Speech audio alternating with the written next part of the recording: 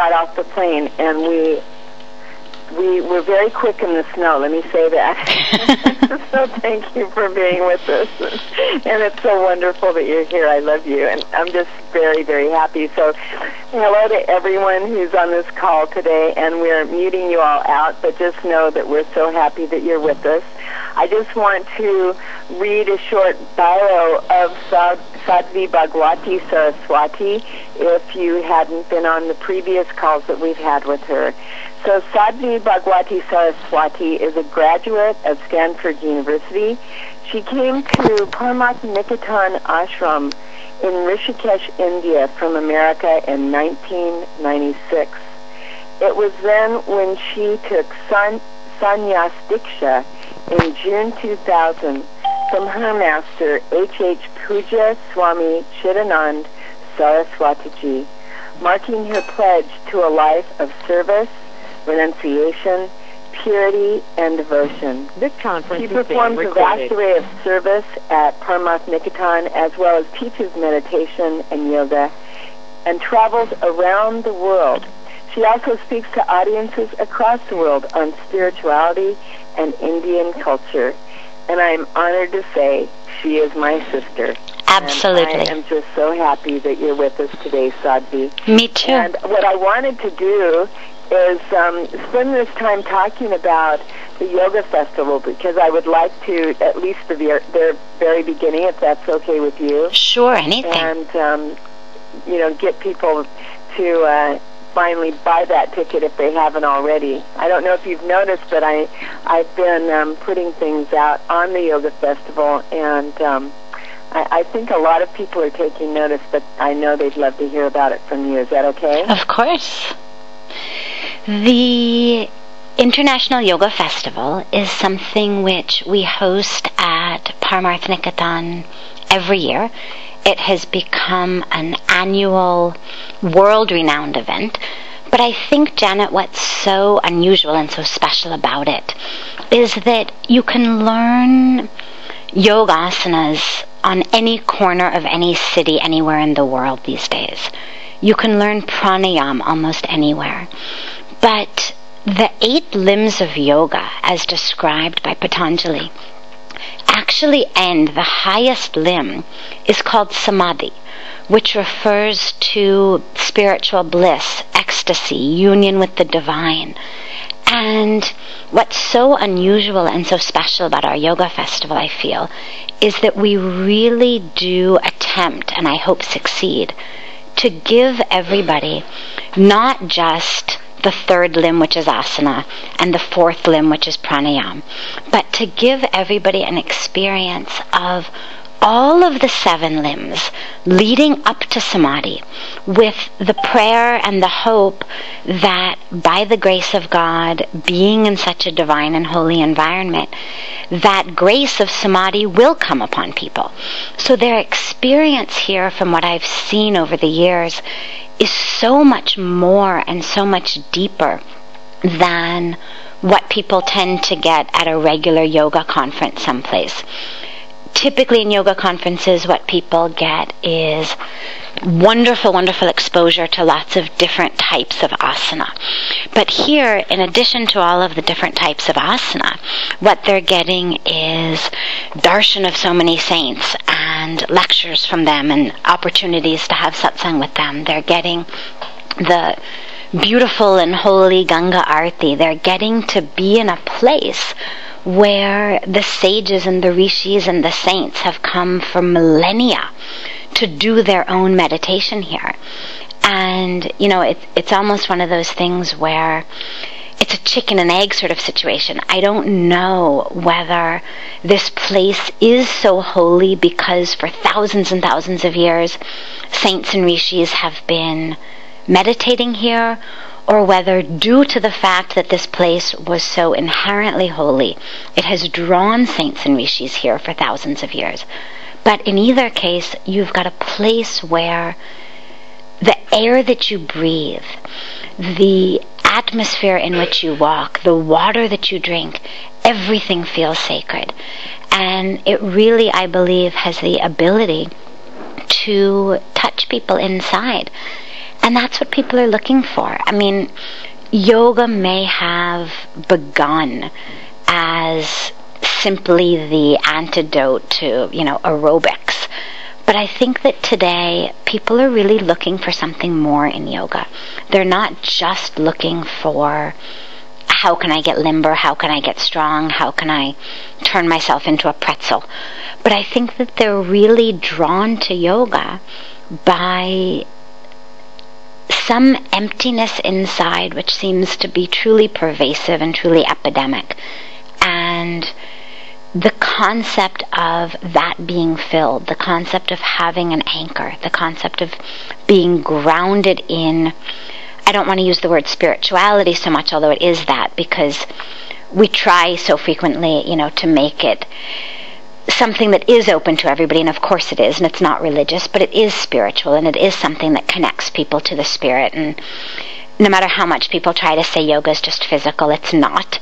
But it doesn't matter what your religion is. It doesn't matter what your culture is. It doesn't matter what language you speak. The true yoga unites you with that inner spirit. And what name, what form, how you envision the divine doesn't matter. But however you envision the divine, however you worship the divine, or however you're looking for the divine, true yoga actually unites you to that. And I think that this yoga festival is really the only one that I've heard of all over the world that gives you even the possibility and even the likelihood of attaining that.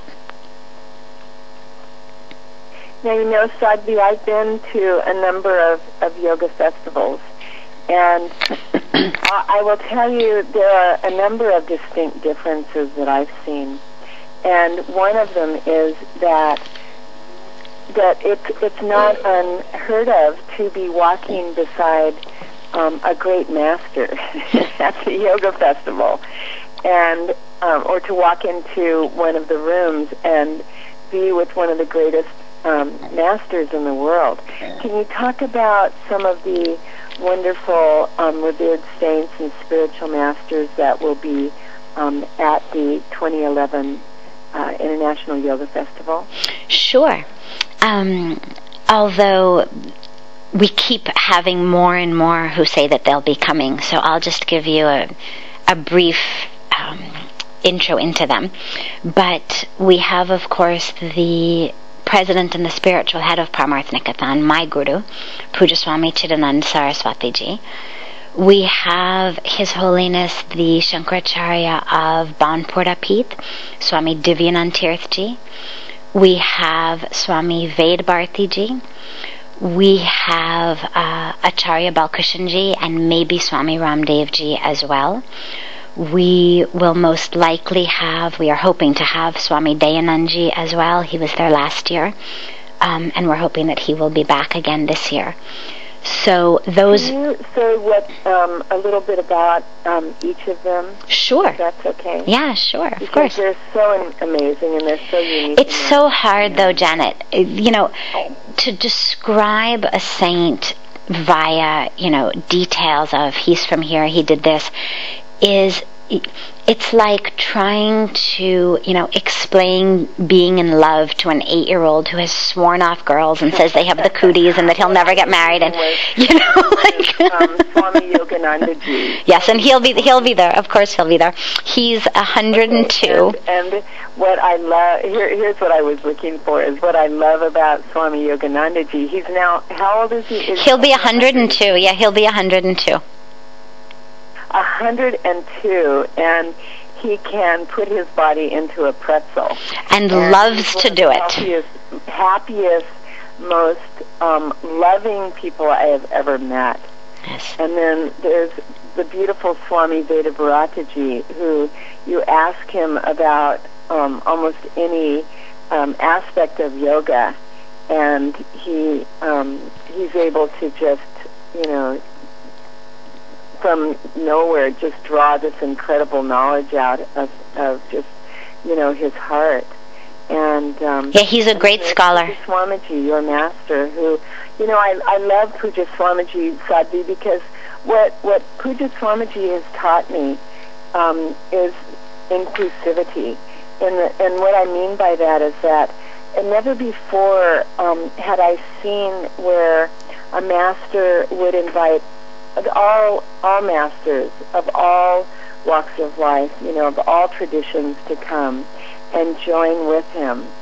And just watching how he lives his life is, for me, it's really a deep teaching.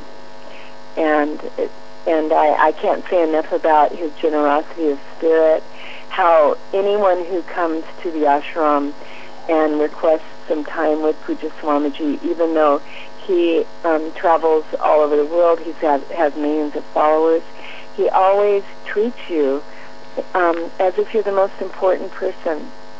Absolutely. In that moment when you're with him. And I've always seen that from him. And I think I'm going into my 13th year or so after, even more than that, of meeting both you and Pujya Swamiji.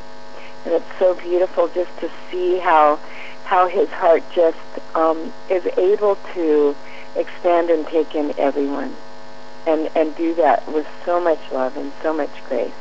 That's what I was asking for. Well, you did it so beautifully. Thank you. The great Swami Ramdevi, Devji, I mean, he is just so delightful in that he walks into a room and the room becomes, and as so with the other masters, it's as if someone turned the light on and everything gets brighter.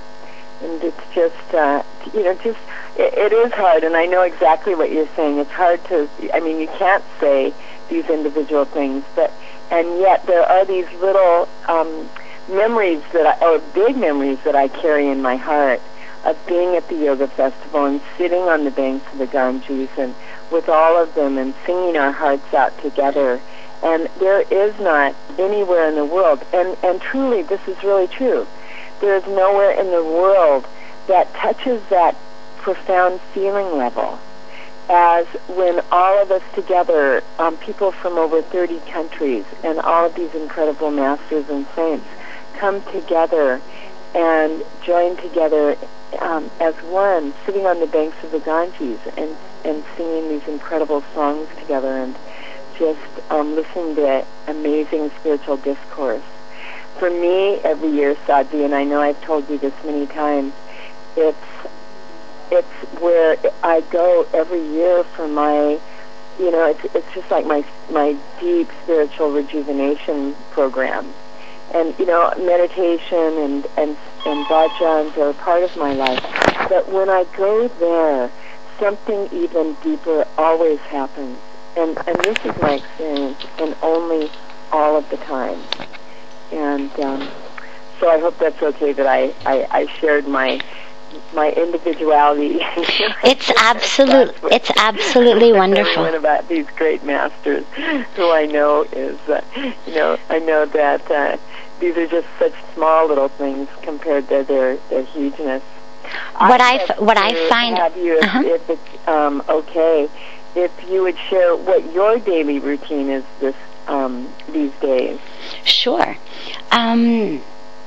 I just, on a quick note, going back to what you were just talking about the masters, I feel like in the presence of all of them, and of course in very different and beautiful ways as you've described them each individually, one of the things that really pervades all of them and being with all of them is the awareness that you're in the presence of truth. And that truth gets held up to you like a mirror. But what's so beautiful about it is it's like the most gentle, sweet, loving mirror. So you're face to face with the truth, whether it's the truth about the world, whether it's the truth about yourself. No amount of falsehood or deception or delusion lasts even a moment in front of them, whether you're thinking it or whether you try to voice it. And yet, it's so loving and so tender that it creates a space in which the truth can blossom and the truth can manifest, which I think is just one of the greatest gifts of being in their presence.